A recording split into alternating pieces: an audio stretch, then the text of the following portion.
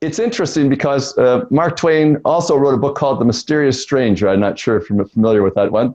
But in The Mysterious Stranger, it's a deceptively childhood story, but it's set in the medieval times. And a nephew of Satan comes and plays with the boys and is very mischievous. But at the end of that book, he explains that life is just a dream. And so Mark Twain had this idea that it could just be a thought. The whole thing could just be a thought. And it's very similar to some of the Indian ideas. And I was wondering, I was very curious about that because a lot of people don't realize how many ideas, these transcendental ideas, have come over, like Emerson, Thoreau, Hermann Hesse's book on Siddhartha. I know that you mentioned in your book that you read Dostoevsky, Camus, and Kafka when you were in college, that kind of thing.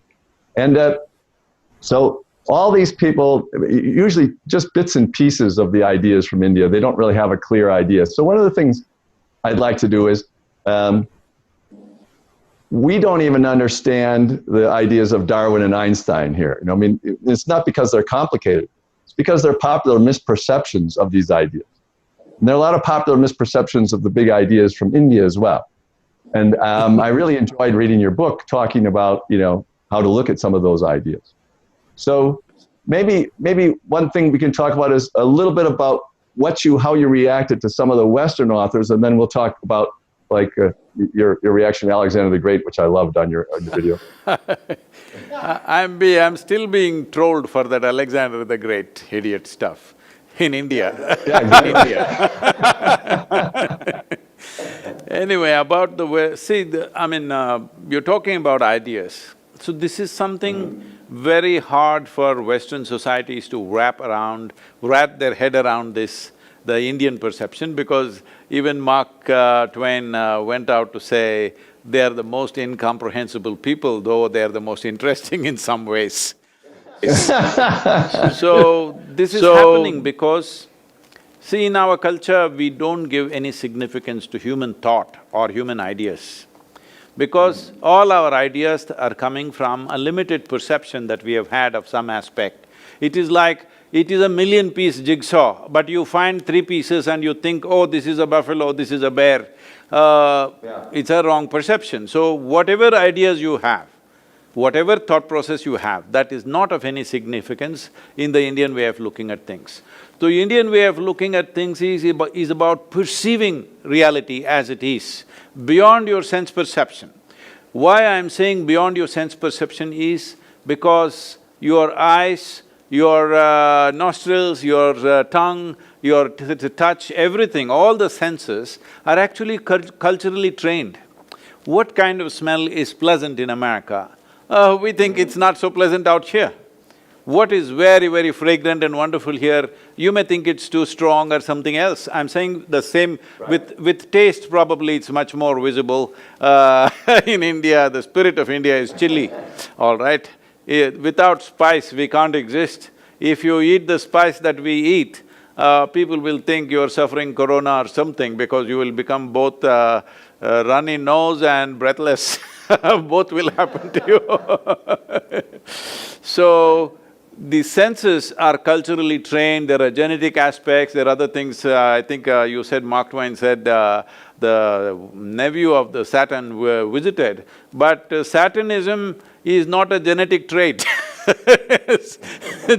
Satan's nephew need not be a Satan, he could be something else, we don't know what the hell, but he could be something else. So, we don't rely on the senses, so we don't rely on the thought, because all your thought is a consequence of what you have perceived through your senses. And it is an individual concoction, we may produce permutations and combinations of variety of things in each mind, and we think this is our idea.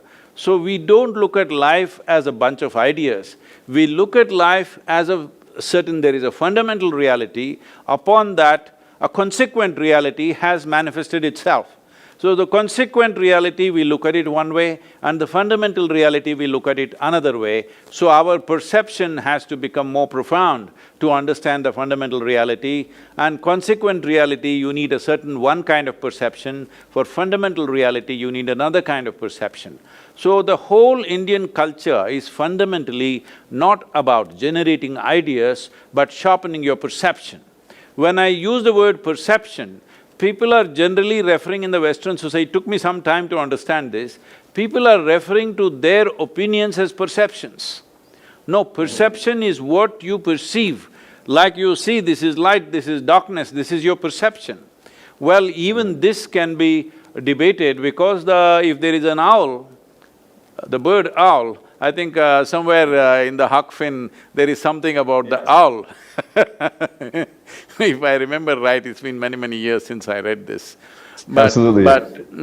So, what is light for you is darkness for him, what is darkness for you is light for him. So even about what is light and darkness, there is a debate in India. Because we see that what we perceive, the way we perceive through sense organs is not absolute, it is only useful for our survival process, but not an instrument of knowing.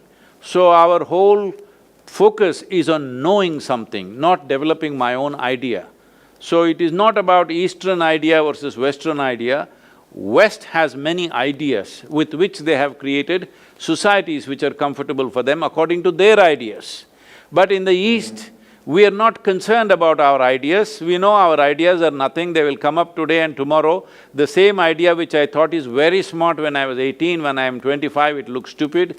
What I thought was brilliant when I was 25 looks absolutely stupid now. So our ideas are not important for us.